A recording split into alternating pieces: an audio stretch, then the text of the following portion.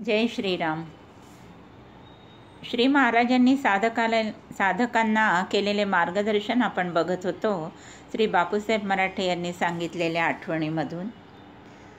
तर काल त्यांनी आपल्याला असं सांगितलं आहे की परमार्थात दिशाभूल केली जाते त्याची उदाहरणं ते आता आपल्याला सांगतायत. कारण प्रपंच हा जडसृष्टीतला आहे आणि परमार्थ हा सूक्ष्मसृष्टीतला आहे. तेव्हा जडसृष्टीतली उदाहरणे घेऊन आता सूक्ष्मसृष्टीत म्हणजे परमार्थात दिशाभूल केली जाते याची उदाहरणं आता आपल्याला सांगतायत. तर पहिलं उदाहरण, काय दिशाभूल केली जाते असं सांगतात की तुम्ही नुसतं नाम घ्या असं सांगतात, पण नोकरी म्हणून नोकरी मिळेल का? काहीही प्रयत्न न करता, बाहेर न जाता, नुसतं मला नोकरी पाहिजे म्हणून घरी बसलात तर लागेल का नोकरी?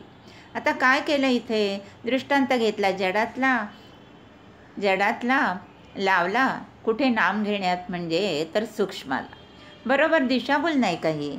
म्हणतात ना असं की ही नोकरी जशी मिळणार नाही तसं राम म्हणून राम कसा भेटेल? स्वयंपाक करायचा आहे म्हणून होणार आहे का काही? तसं राम म्हणून काय होणार आहे? आपल्याला किती बरोबर वाटतं त्यांचं, नाही का? यावर महाराज काय म्हणाले, राम हे सूक्ष्मातलं आहे. राम म्हणजे हे विश्व ज्याने निर्माण केलं ती देवता आहे. नोकरी ही देवता नाही आहे. राम म्हणतात तेव्हा त्या देवाचं चिंतन होत असतं. तो दृष्टांत इथे उपयोगी नाही, हे त्याचं उत्तर आहे.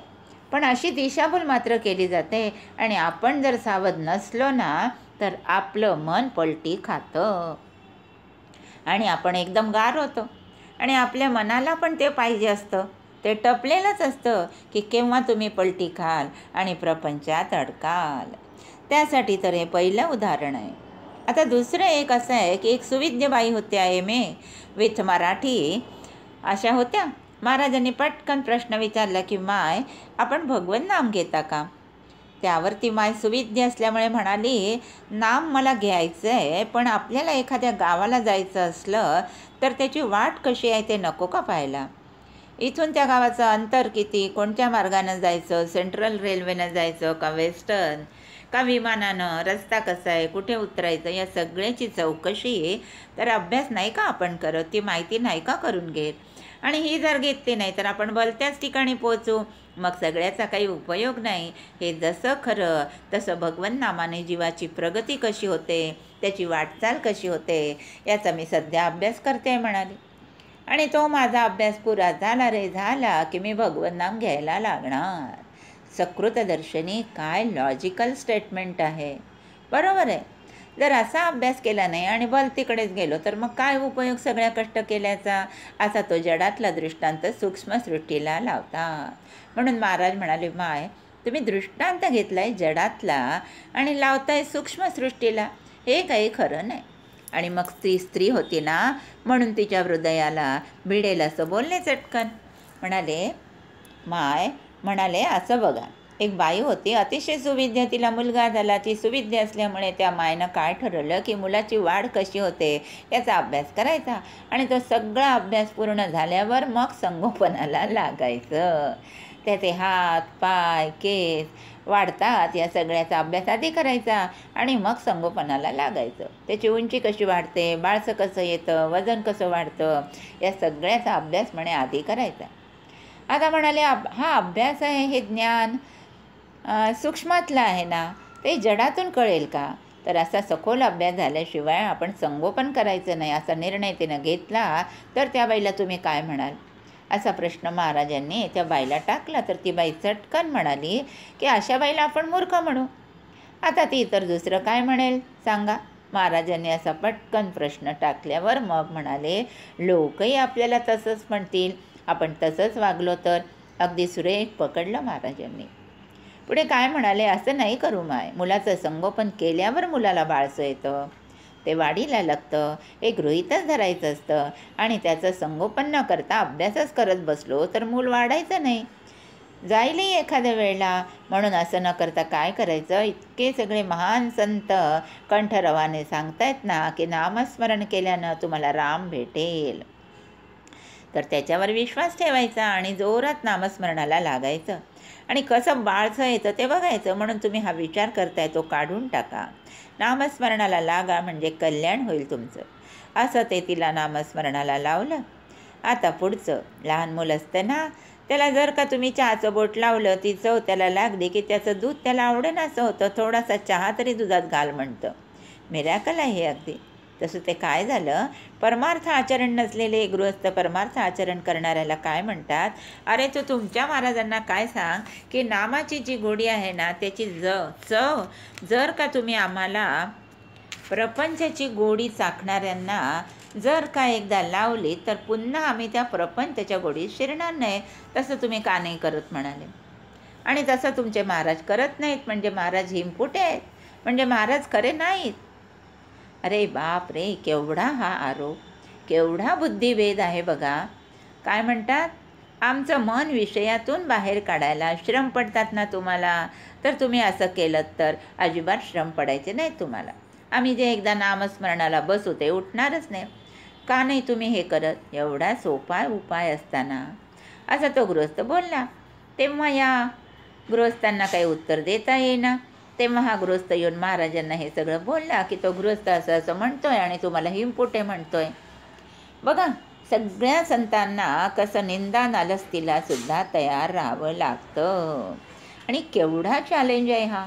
महाराज म्हणाले त्या गृहस्थाला काय सांगावं की त्यांनी काय अध्यारूत धरला आहे. त्याने असं अध्यारूत धरलं आहे, मूल सशक्त आणि बाळसेदार आहे. जे मूल असं सशक्त बाळसेदार आणि ज्याचं आरोग्य चांगलं आहे त्याला जर असं चहाचं बोट लावलं तर ते पुन्हा दुधाकडे जात नाही. ज्याला मुडदूस झाला आहे ते असं करत नाही, ते चहाचं बोटसुद्धा थुंकून देतं. या प्रश्नाला उत्तर देणं तसं अवघड होतं. महाराज महान संत होते म्हणून उत्तर देऊ शकले. त्यांनी जे अद्या हट्ट धरलं आहे, मुलाचं आरोग्य चांगलं आहे तसं नाही आहे. तुम्ही चांगलं आरोग्य असलेलं मूल घेऊन या, मी लगेच बोट लावतो. आणि तुम्हाला जे वाटतं आहे की मी बोट लावत नाही आहे तेही खरं नाही आहे. मी बोट लावतो आहे पण तुम्ही थुंकून देताय. मी कितीदा सांगतो करा रे, मी तुम्हाला मदत करतो, पण तुम्ही थुंकून देता. आता मुडदूस झाला आहे तो काढणं मला भाग आहे. आणि एक सांगतो, माझ्या मुडदूस झालेल्या मुलांपैकी एकही मूल दगावत नाही ही माझी खात्री आहे. आणि माझा प्रयत्न मुडदूस घालविण्याचा, चित्तशुद्ध करण्याचा आहे. आणि मी चहाचं बोट लावत नाही असं नाही, असं तुमच्या मित्राला सांगावं. आणि त्याला चांगलाच मुडदूस झाला आहे हेही सांगावं. आता शेवटचं सांगतो आपल्याला, ते निश्चित आवडेल आणि त्यात थोडं विनोदही आहे बरं का. ही जी आठवण आहे ना, त्यांचं शीर्षक समान हक्काचं युग असं आहे. हे 1966 सालच्या एप्रिलमधील गोष्ट आहे. 67च्या एप्रिलमध्ये तात्यासाहेब गेले, तो अवतार संपला. त्यावेळी इंदिराबाई पंतप्रधान झाल्या. तेव्हा एक सुविद्यबाई महाराजांकडे आल्यात आणि महाराजांना काय म्हणाल्या, महाराज नाही म्हटलं तरी भारतामध्ये पुरुषप्रधान संस्कृती आहे. पुरुषप्रधान संस्कृती म्हणजे जिथं सगळीकडे पुरुषाचा टेंबा, ते आणि टेंबा चालतो. आणि आता स्त्रीमुक्ती म्हणजे स्त्रियांचा टेंबा चालला पाहिजे हा आग्रह. आता भारतात स्त्रीप्रधान संस्कृती नाही, ब्रह्मदेशात स्त्रीप्रधान संस्कृती आहे. स्त्रीप्रधान संस्कृती नाही. आपण अंतर्ज्ञानी आहात, त्रिकालज्ञानी आहात, तर मला असं सांगा की आमच्या पंतप्रधान स्त्री असूनसुद्धा अशी जी शोचनीय स्थिती आहे, पुरुषप्रधान संस्कृती आहे, ती जाऊन स्त्रीप्रधान संस्कृती आमच्याकडे कधी येईल? असं त्या बाई बोलल्यावर महाराज म्हणाले, माय एक सांगू का, हे जे स्त्रीप्रधान संस्कृती, पुरुषप्रधान संस्कृती हे जे काय म्हटलं जातं, हे एक वेळ कल्पनेचं भूत आहे. हे तुमच्या डोक्यात शिरलेलं केवळ कल्पनेचं भूत आहे. आणि ते का शिरलं आहे तर तुमच्याकडे घरात उपासना नाही आणि ईश्वराचं अधिष्ठान नाही आहे म्हणून तसं ते शिरलं आहे असं माझं मत आहे. कारण देवानं हे जग निर्माण केलं आहे तेव्हा तिथे भेद कसा करावा हा त्याचा अधिकार आहे. आपण कोण बोलणार, तो त्याचा खेळ आहे. असं बघा की नाटककार एक नाटक लिहितो, महाराज हा दृष्टांत घेऊन तिचा तो आक्षेप खोडून काढत आहेत बरं का. तर नाटककार एक नाटक लिहितो, मग त्यात वेगवेगळी पात्रं असतात, ती पात्रांची निवड तो भूमिकेप्रमाणे करतो. एकदा गब्दूल आणि दिसायला छान असला तर गरीब जरी असला तरी त्याला राजाची भूमिका दिली जाते, नाही का दिली जात. दुसरा श्रीमंत आहे पण अभिनयपटू आहे, तर त्याला हुजऱ्याची भूमिका दिली जाईल. आणि अशा भूमिका दिल्या गेल्या म्हणून राजाचं काम करणारा काही श्रीमंत होत नाही आणि हुजऱ्या काही गरीब होत नाही. खरं का नाही? कारण ते नाटक आहे. तसं स्त्री झाली म्हणून खालची आणि पुरुष झाला म्हणून वरचा असं काही नाही आहे. ते सगळं कल्पनेचं होत आहे. मनुष्य जन्माला आल्यावर प्रत्येकानं काय करायचं आहे, भगवंताने जी भूमिका आपल्याला दिली असेल ना, ती स्त्री असो पुरुष असो, ती उत्तम करायची, अभिनय उत्तम करायचा आणि प्रेक्षकांकडून टाळ्या घ्यायच्या. हे कर्तव्य आहे. ते सोडून मला हीच भूमिका का आली असं म्हणून कसं चालेल? हा त्याचा खेळ आहे. आणि एक सांगतो, आपल्या भारतात स्त्रियांना कमी लेखलेलं कधीच नाही. आधी मातृदेव भव आणि मगच पितृदेवो भव. पितृदेव भव आधी नाही. आधी स्त्रीलाच महत्त्व दिलेलं आहे ना. आणि न मातृहू इव परमदैवतम, म्हणजे पुन्हा मातेचाच गौरव. आणि माय तुम्हाला एक सांगतो की एक पतिव्रता म्हणजे 10 संत आहेत. मग तुम्हाला केवढा मोठेपण आहे. तुम्ही पतिव्रता बनलात तर संतांच्या 10 पट मोठेपण दिलं आहे. कमी लेखलेलं नाही आहे स्त्रियांना. आणि व्यवहारातलं उदाहरण घ्यायचं झालं तर स्त्रियांसाठी स्वतंत्र डबा रेल्वेमध्ये का? त्यांचा विनयभंग होऊ नये म्हणून तसं केलं आहे. त्यात त्यांना मोठेपणाच दिला आहे का? मोठेपणाच दिला आहे का त्यांचा विनयभंग केला आहे? सांगा बरं. म्हणजे सतत खटपट कशाची आहे? त्यांचं शीत नीट राहावं, शील नीट राहावं, त्यांचा विनय नीट राहावा, यासाठी ही खटपट आहे. तर त्यांना कमी लेखलं आहे असं म्हणताच कसं तुम्ही? आणि इथे जर 4 सत्पुरुष निर्माण व्हायचे असतील तर ते मातृ उदरातूनच होणार ना. मग त्याला जपायला नको का? त्याला जपलेलंच आहे. तेव्हा तुम्ही जे म्हणताय ते पटत नाही. आणि पुढे पुन्हा महाराज म्हणाले, आता असं जर का असतं ना की स्त्री जन्मात आत्मज्ञानच होत नाही, तर त्यांनी स्त्रियांवर अन्याय केला आहे असं म्हणता आलं असतं. की स्त्री जन्म आलाय ना, मग आत्मज्ञान नाही, त्याला पुरुष जन्मच पाहिजे, असं जर का असतं तर त्यांनी अन्याय केला असं मी कबूल केलं असतं. काय सांगू माय तुम्हाला. कितीतरी स्त्रिया संत झाले आहेत. स्त्रियांना आत्मज्ञान होणं आणखी जवळचं आहे. त्यांना शरणागत भाव असल्यानं देवांनी अगदी सोपं करून ठेवलं आहे त्यांच्यासाठी.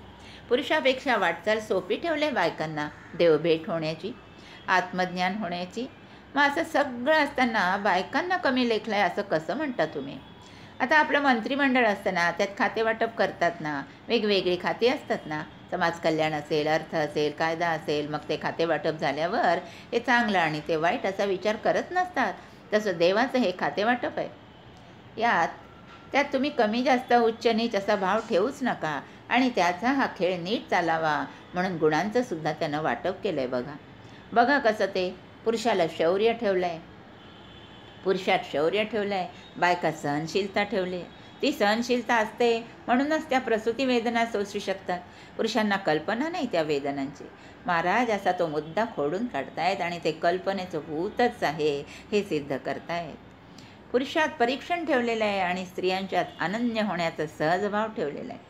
प्रसंगावधान हे पुरुषात ठेवलं आहे आणि वात्सल्य आणि अपत्यप्रेम हे बायकांच्यात ठेवलं आहे. ते आहे म्हणून आपण लहानाचे मोठे होतो असं हे वाटप आहे.